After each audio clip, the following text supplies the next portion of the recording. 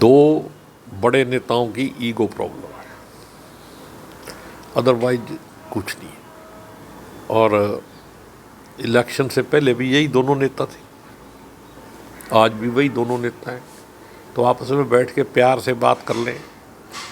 कांग्रेस के कार्यकर्ता पहले ही परेशान हैं, उनको और परेशान करने की ज़रूरत ही नहीं है। इसमें कोई कुमारी सैलजा गुट का नेता नहीं था इन 22 जिलों के जो प्रभारी नियुक्त किए गए, इसके कारण एक बार रोक दिया गया है। नहीं तो इससे क्या फ़र्क पड़ता है, जो पहले भी प्रभारी थे उसमें भी कोई नहीं था, तो इससे क्या फ़र्क पड़ता है। पहले भी कांग्रेस को जिस तरफ ले जा रहे थे अब भी उसी तरफ जा रही है।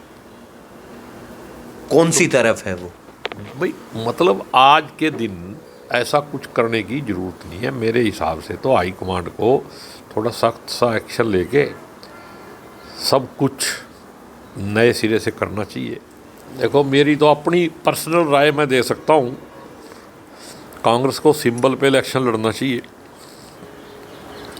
सभी जगह पे अपनी एक टीम तैयार होगी और उसके लिए अभी से कवायद शुरू करनी चाहिए। अब तो ये भी पता चल गया कि कहाँ जर्नल है, कहाँ रिजर्व है, सारी पोजीशन आज क्लियर हो चुकी है।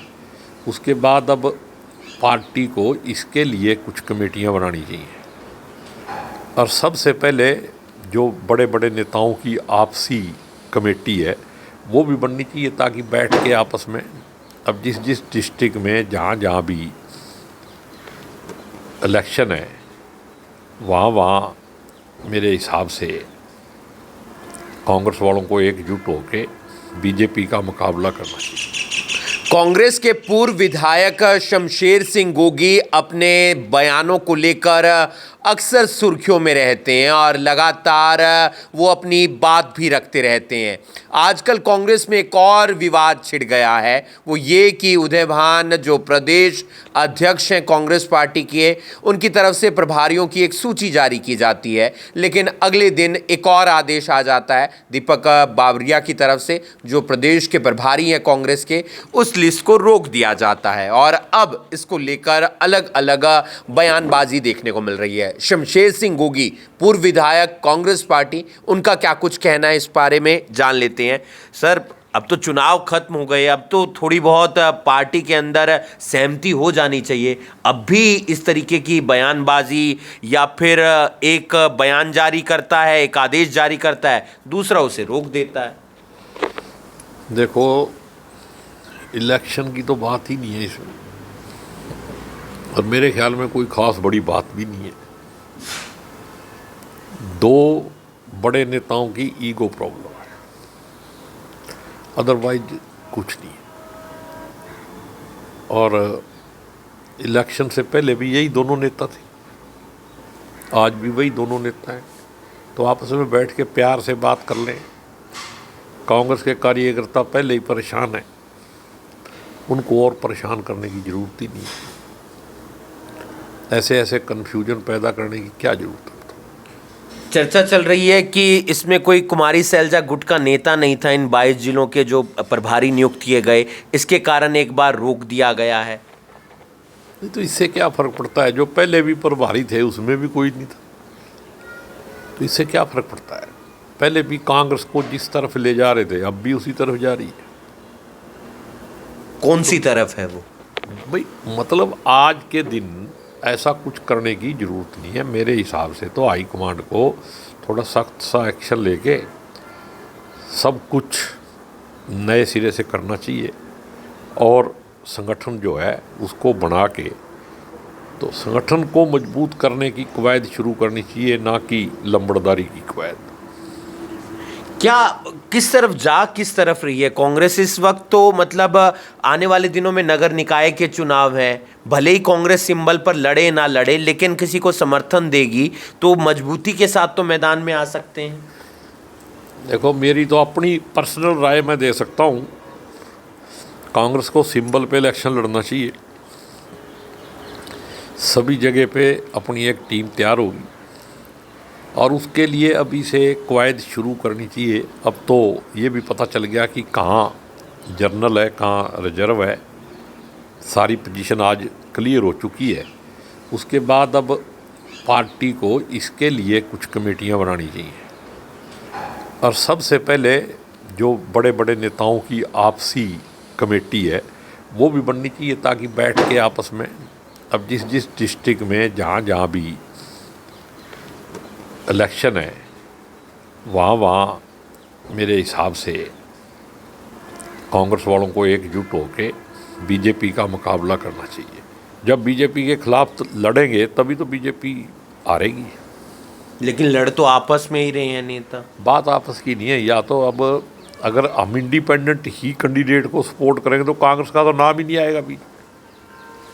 तो कांग्रेस को सभी उस पे, चाहे वो वार्ड हो, चाहे वो मेयर का इलेक्शन हो, चाहे चेयरमैन का इलेक्शन हो, सब इलेक्शन कांग्रेस के सिंबल पे लड़ने चाहिए। उससे क्या पार्टी को वर्कर भी मिलेगा और वर्करों का हौसला भी बनेगा। जीत हार तो एक अलग चीज़ है। अभी तक प्रतिपक्ष का नेता नहीं चुना गया है। भूपेंद्र सिंह हुड्डा से ये सवाल किया गया किसी पत्रकार की तरफ से, तो कहा गया कि हमने हाई कमान को भेज दिया है, बाकी वो निर्णय जाने। कहाँ आप देख रहे हैं इतना लंबा समय? नहीं, मेरे ख्याल पहले महाराष्ट्र का इलेक्शन था, झारखंड का, फिर 23 तारीख को रिजल्ट आया, 25 तारीख से सेशन शुरू हो गया।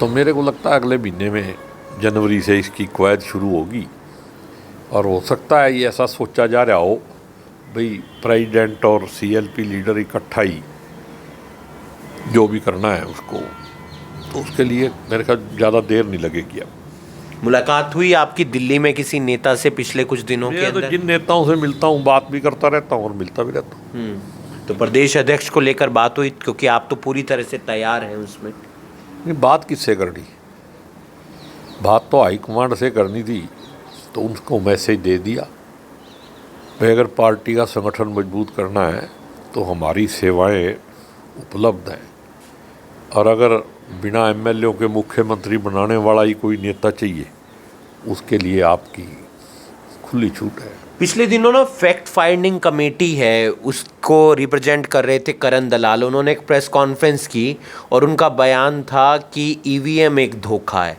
क्या आपको लगता है अभी भी ईवीएम से बाहर नहीं निकल पा रहे हैं कांग्रेसी नेता? देखो, मैं करण दलाल जी की बात का विरोध नहीं करता, क्योंकि बीजेपी जब पेगासस चला सकती है तो ईवीएम क्या चीज़ है। जब आपके फ़ोन में पेगासस बढ़ सकता है तो ईवीएम भी हो सकती है, एक फैक्टर है।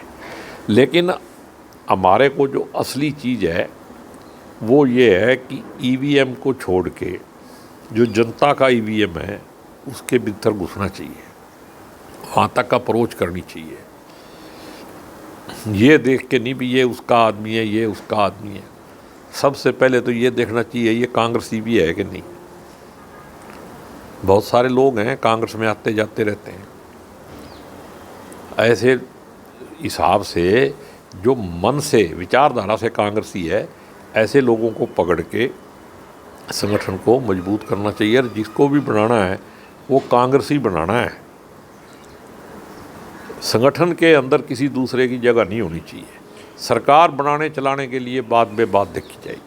अभी पिछले दिनों इंद्रराज भालू आए थे, जो विधायक है इंदुराज, उनकी तरफ से एक बयान आया था, छाछ तो बोले बोले और छलनी भी बोले, आप पर कटाक्ष कर रहे थे।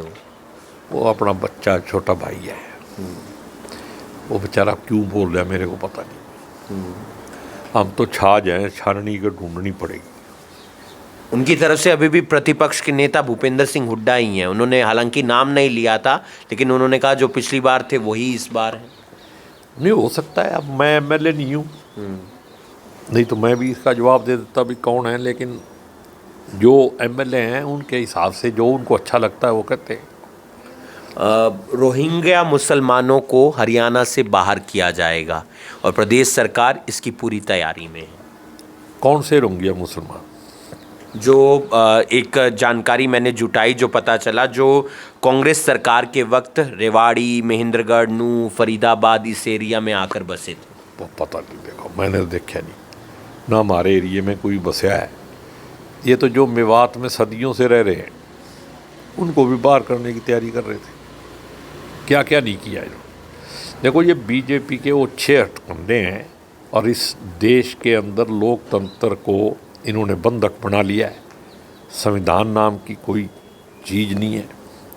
इसलिए ये हिटलर के रास्ते पे, आप हिटलर का इतिहास पढ़ो, एक दिन पत्रकारिता छोड़ के पूरा दिन एक पढ़ो।